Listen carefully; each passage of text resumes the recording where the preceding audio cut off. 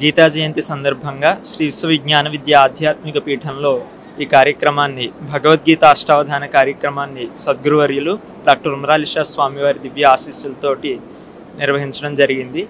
మానవులంతా కూడా మనమంతా కూడా ఆధ్యాత్మిక జ్ఞానాన్ని భగవద్గీతలో ఉండేటువంటి తత్వాన్ని ఆచరించినట్లయితే మన జీవితం అద్భుతంగా ఆనందమయంగా అవుతుంది.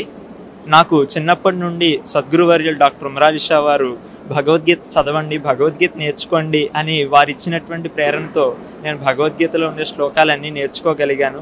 ఇవాళ ఎన్నో ప్రాంతాల్లో నేను గీతావధానాలు అదేవిధంగా సాహిత్య అష్టావధానాలు కూడా సద్గురువర్యుల ఆశీస్సులతో చేయగలుగుతున్నాను.